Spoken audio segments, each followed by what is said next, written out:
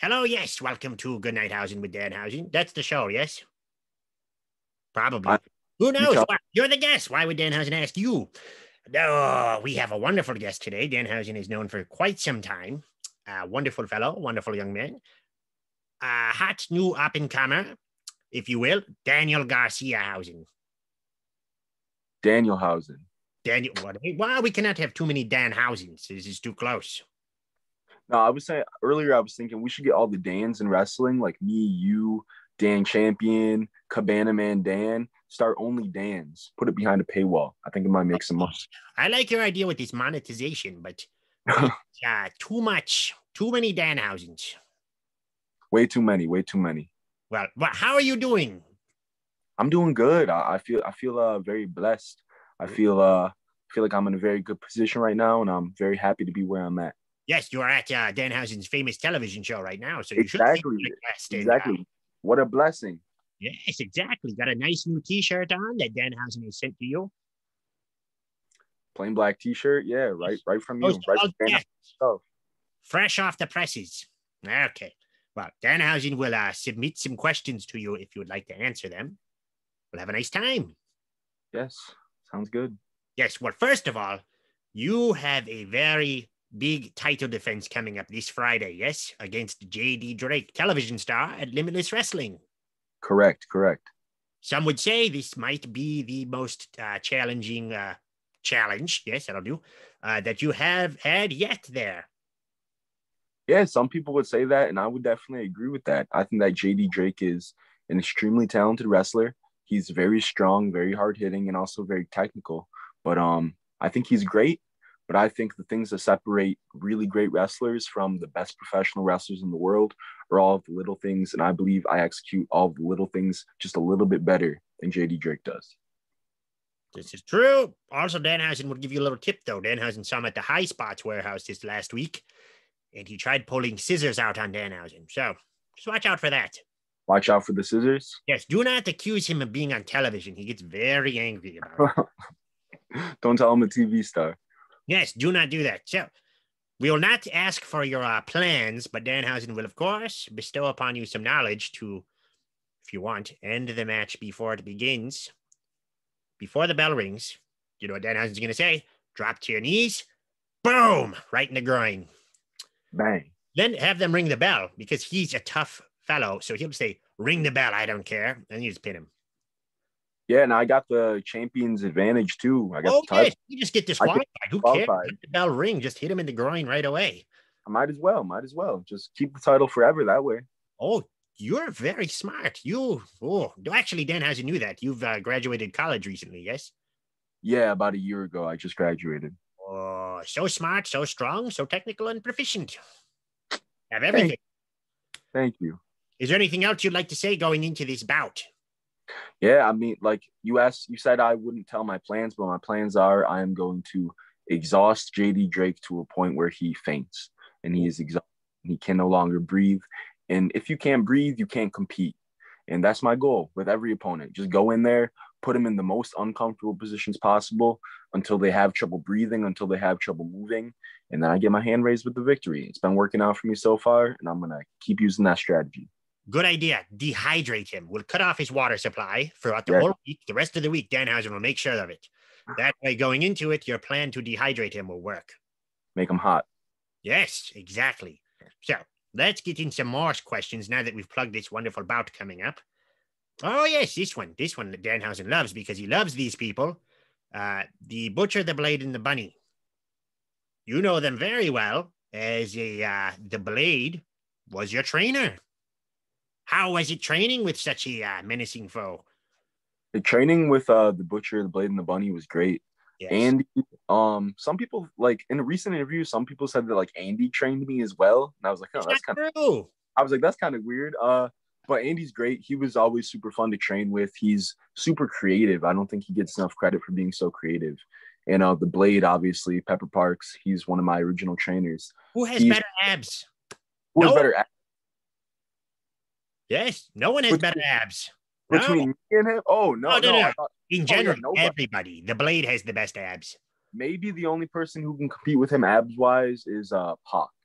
Oh, and Christian Casanova. Christian Casanova has crazy abs too. Yes.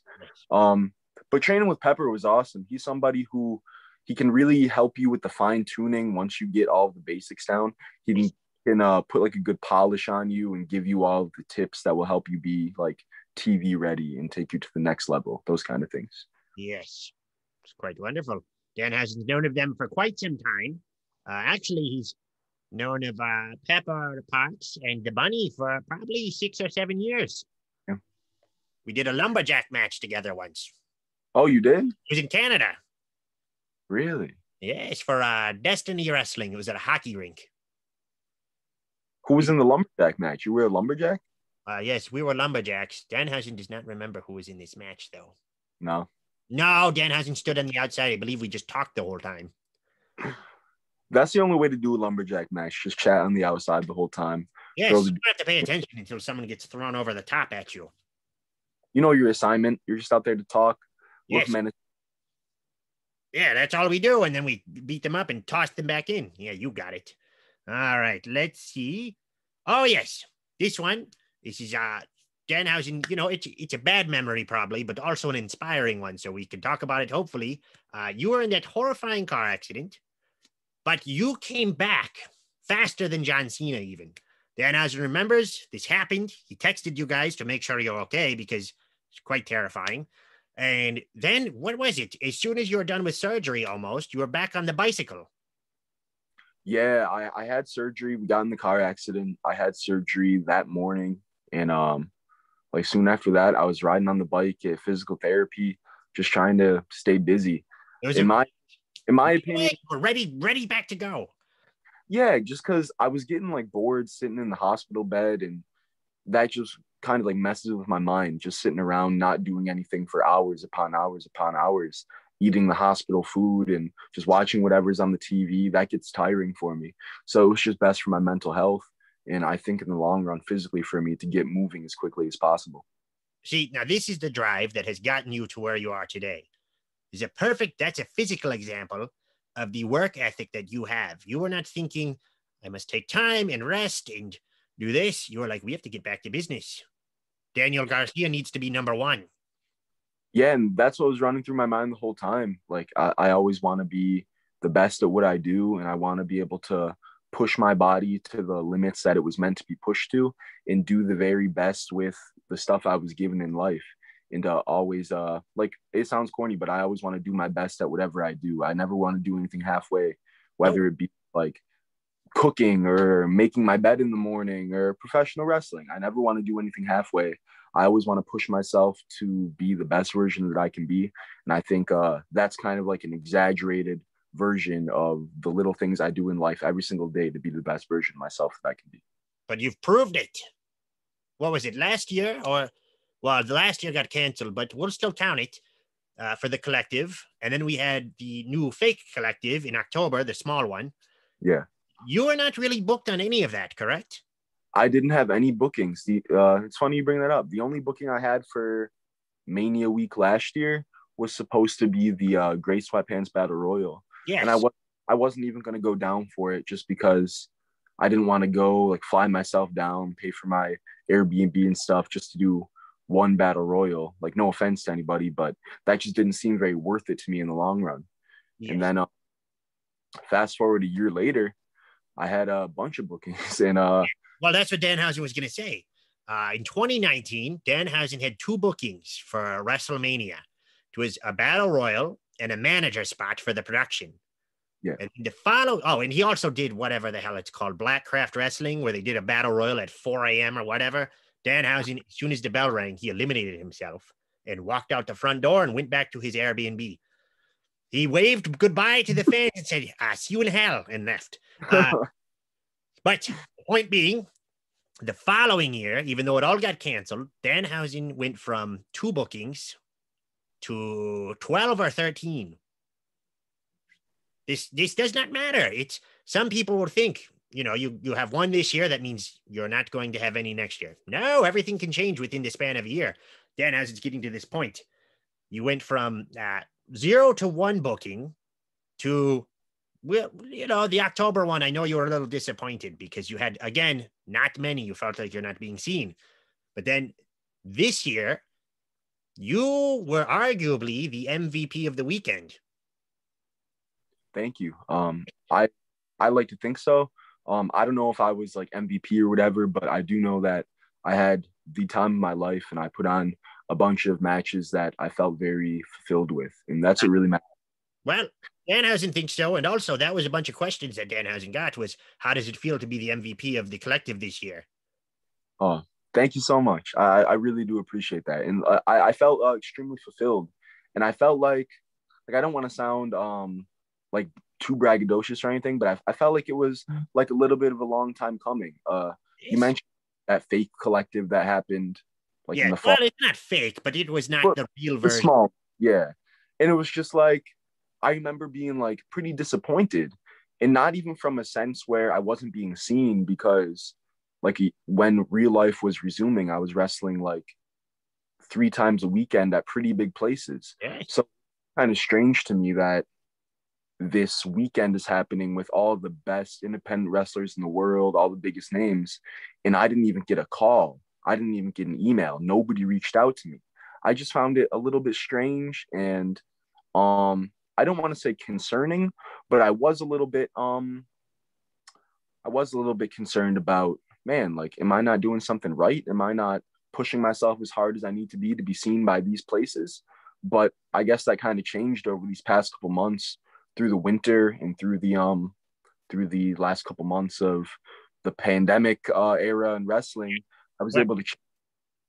You just have to use these things to motivate yourself to be seen even more, because sometimes it just takes a long time. It took Danhausen 7 years to be an overnight success. Yeah. So it's never an overnight success. And that's something that I keep in mind all the time. Like sometimes I get down on myself and I feel ungrateful for the things that I get. And then I have to realize I've only been doing this for a couple of years. And then look at my, it took you 7 years. And if you look at my trainer, Pepper Parks, it took him 20 years. Exactly. It takes 20 years to be overnight success. Yeah. And it took him 20 years of struggling and grinding and like really having a hard time to be able to make a living at what he does best. And now look at him. He's on TV every week. Yeah. And to me, he's somebody who did it all the right way. Incredible shape, great wrestler, great person. And it took him that long. I have no business complaining for not being booked on a couple indie shows, being 3 or 4 years into wrestling. But also, you keep working hard, it's just going to happen, which it did. So now you have to keep rolling with it.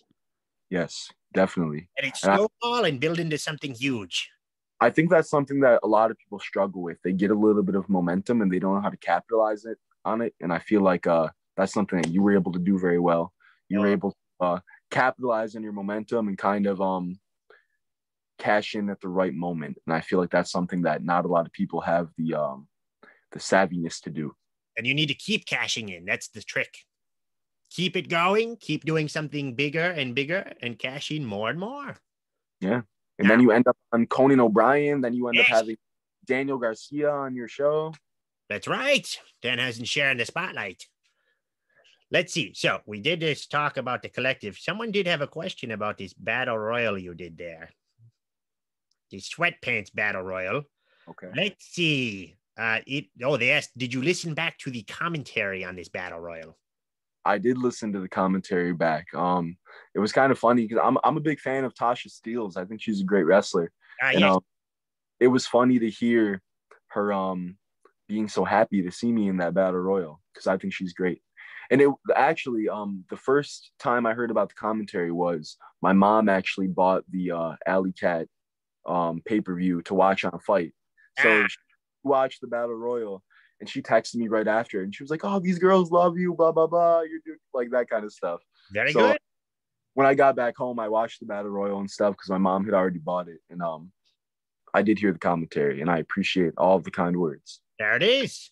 Also, someone asked, Danhausen actually doesn't know about this, but you stole John Alba's Emmy. I did.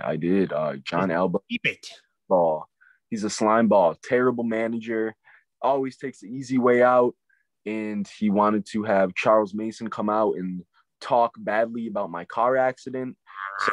So I had to tap out Charles Mason. Then I had to put John Alba in the sharpshooter and hold up the Emmy while I did it. And I still got it downstairs. How iconic. So you still have it. I won the Emmy. Fantastic. Send it to Danhausen. Danhausen needs an Emmy. I will. Oh, thank you. Hopefully he'll get a Slammy soon from a wonderful CM Punkhausen. Fantastic friend of Danhausen. All right, let's see. Now, so this, yes, you have the C4 championship, which Danhausen has wrestled there with you. Actually, we fought a little bit. We did. A battle royal. Yeah, that's how I won the contender spot. Yes, it was us, Stu Grayson, and then someone else was in there. Was it Deppin? May have been Deppin. Maybe. Could have been. Who knows? Well, you have that. You have the Limitless, and you have the ESW championship. It's quite the contendership. What else are you going for? The next title I want, that New Japan Strong title is kind of looking pretty good to me lately. That's really, and it's a beautiful title. And that's something I definitely have my eyes on in the very near future. Yes, very good. Also, you obviously have been going after the independent championship from Lee Moriarty. How did I forget about my goals are too lofty? I forgot about that one. The IWTV championship, the IWTV rankings just came out, and I was ranked 7th. And it's just so confusing to me. Like, I just beat Lee Moriarty twice. I beat the champion. How are you not up to 2nd? How am I 7th? This is preposterous. Danhausen isn't even in that list. I suppose he works for Ring of Honor, but nevertheless, he's not exclusive. He should. Not really indie, you know? But yeah, I don't know. Danhausen should be on the most famous list, number 1. You should be. And the person who makes the most money, you should be on the number 1 list as well. Yes, exactly. You get it. All right. Well, so we got that. Danhausen has a question. It is, you've worked with AEW and WWE. How was that? What were the differences? Was it nice? It was so nice. AEW is a very, and NXT, they're both super welcoming and nice environments to be in. I think that's probably shocking to a lot of people. It was very, it felt pretty loose and it felt very natural to be there. And when I was in the ring there and backstage, I felt very comfortable and I felt like I belonged there. And I feel like that's a very important part in success, feeling like you belong places, no matter how big they are, or no matter how like big of name value or extravagant they are. I think if you feel like you belong there, you do belong there. Danhausen agrees. You got to have that confidence. Otherwise, they're going to pass you by. Exactly. They want television stars. They do not want television background people. I like that. I like that. But you could figure out a better word for background people. But what what Danhausen means. It was great though, and I think like I said, I felt like I belonged there, and it was definitely 2 great learning experiences for me and 2 great momentum builders and builders and building blocks for the rest of my career. Exactly. Take it, use it, make it a huge thing. And then, Danhausen would like to see you in the pure division at Ring of Honor. I would like to. That. I think so. I wrestled for WWE, NXT, AEW. I only got a couple more left on my bucket list that I need to check off. And those New 2 Japan. Things are New Japan is the next on my list, and Ring of Honor are the 2 things that I want to check on my bucket list next. And I think that might happen in the very near future. That would be quite wonderful. Danhausen believes that you would have quite the opportunity and the chance of winning it. So I think so too. You're a great pure wrestler. Danhausen has watched. You're very aggressive, but you can stick to the rules if need be. So yeah, Danhausen would love to see you in the pure division. I would too. Tell Honor television championship. Tell Dave Honor to hit me up. Oh, we will. We'll tell Dave Honor Daniel Garcia is ready. We'll tell him. So, well, this is the final question, if that's okay. This one is kind of just to let you go off. What's next for Daniel Garcia? We know you want to go to New Japan, Ring of Honor, do more independent bookings, become the independent champion to represent all of independent wrestling. Is there anything else you want to do? I think this might sound like a cop-out, but I think what's next for Daniel Garcia is whatever I want to be next for Daniel Garcia. I really think works myself into a very good position that I'm very blessed to be in, to where I can go in basically any direction that I want to go in, and I can do anything that I want to do in professional wrestling. I'm extremely blessed to be in that position, but I feel like I've worked very hard to get there. And I think, like, depending on what day, what week it is, I can go wherever I want. And I feel like wherever I go, I'm going to excel, and and I'm going to become the best professional wrestler in the world. Fantastic. Danhausen loves it. So, that being said, plug your things. You got your My Instagram, whatever may handles. You can find me at Garcia Wrestling. I don't have any merch websites or anything, but I'm working on one. I take PayPal and Venmo for all merch. You can DM me directly and I can send you out the merch myself. Fantastic. Yes, follow him. He's going to be a huge star. Danhausen knows it. We'll put links to his stuff in this description. This is Danhausen's reminder right now. And yes, thank you for coming on Danhausen's very famous, very evil show. Danhausen wishes you the best, and may your enemies be cursed. Yes. Love that, Danhausen. Have a good night.